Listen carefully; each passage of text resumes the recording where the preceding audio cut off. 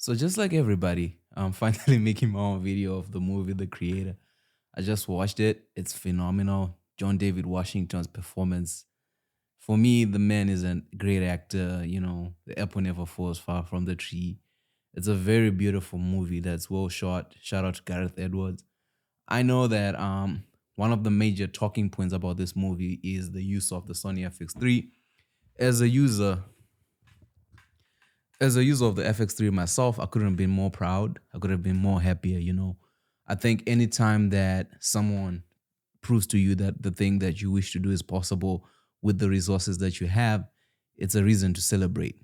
However, I know that there's so much more to this movie than the camera.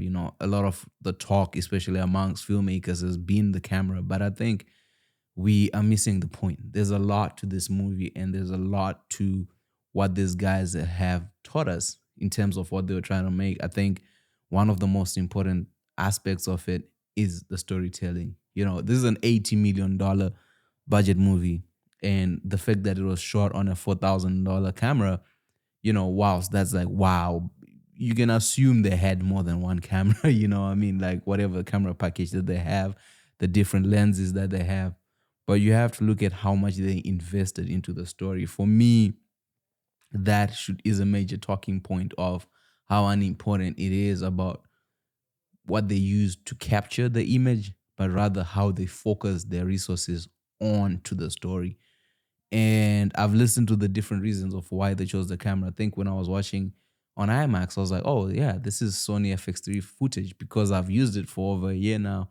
I sort of can see it, and it's not really up there with your Arri Alexas, with your Sony Venuses, but it does do the job. It does get the job. And what I think is a lot of what has happened because of technology and how we are so much exposed to a lot of technology, we sort of forgot the importance of storytelling and what information are we putting into the camera sensor, what are we capturing, because these things was phenomenal.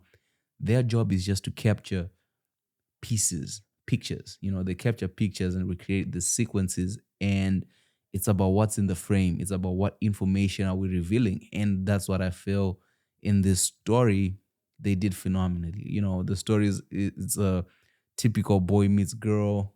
Falls in love, loses love, wants to find love, and the character, there's an arc there. The movie touches on different aspects of filmmaking in terms of theme. You know, Man is patriotic to country, falls in love. There's a question there. Do you follow your heart, or do you follow, your duty? Do you do your duty? We move from there, betrayal. There's a lot of thematic things that we can look at. One of the major things for me in this movie was the use of production design, how those sets looked like, how everything was so believable. It didn't feel like you were on Earth today. It felt like you were in the future, but in a realistic future. And also the way that they visualized the wars, it was like, oh, this is something that could definitely happen.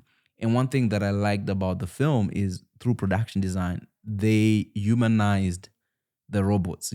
Whilst in most movies robots are made to look scary, in this you sort of could feel their pain, but you also couldn't, because they were just machines. And how we feel about AI right now with it taking jobs. I work in an industry that's being affected by AI. We writers, we're on strike, fighting to make sure that AI doesn't take over. I used to do a lot of extra work. AI is taking over in those periods, in those phases of our industry, and it's definitely going to do what it does. It's going to affect us big time. So as a filmmaker, you sort of understand where they were coming from. But the one major thing that I really liked about it, and when you know that this is an $80 million budget movie, you can see where that $80 million went. A lot of it went into production design. It went into VFX. Their VFX didn't, when you're watching Marvel, we've gotten to a point where it's like, man, enough of the blue screen, enough of this. We can tell it's not real, right? But with this, you could tell like, oh, this feels real, and you could tell, you could appreciate what VFX brings to the film. Another major thing that I liked about this film was the little girl. You know, a lot of times when you're watching movies that are centered around a father-daughter relationship, usually the performances of the kids, are not really strong because either they act cute or they act bratty, but it's never emotional. And for me, this little girl in this movie, what she's able to deliver and how she's able to emotionally switch at different phases where she acts as a child. This is a child acting as a child. It's so beautiful to see the level of direction that the director gave them and allowed them, the performances, Gemachin. Like she's a character that is not a character, right? Like we don't really get to see her character develop, but we feel a presence and we feel why John David Washington's character wants her so bad, how good she was to him.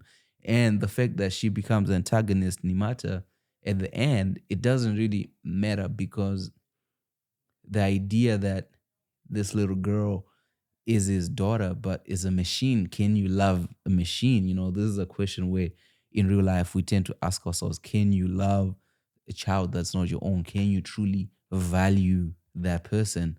And this movie explores all those different things. One thing I really like about this movie is it asks questions that it doesn't even try to answer, and it leaves us as an audience going, wow, damn, and the ending, it's an ending that leaves you with no questions. I was one of those people who were hoping for end screen credits, but they didn't give us, and I appreciate that. Movies should end. It's a reminder that stories can end. Stories have a beginning, middle, and end, and that's it. Move on, go watch the next story. Making movies is not an easy task. It's not something that's simple. Having $80 million, that's a big responsibility for somebody. And what these guys achieved, I don't want, in my own preference, like I don't want it to be boiled down to, oh, they used the FX3. I think what they achieved is something that is phenomenal. And I think that this is a great story that was well executed. I know nowadays it's easy to access people who critique movies, who have different opinions, and will say it was lacking this. It's easy to say those things. It's easy to judge a product that's in front of you. Trust me, it's not easy making it and making the decisions these people had to make. When I watched this movie, I was impressed. I'm very happy that these guys were able to do what they did. Having, I wish I had 80 million to make a movie. I don't know if I'll choose the FX3, but what they did is amazing. And if you haven't watched it, I encourage you to go watch it. I watched it on IMAX. I love the FX3.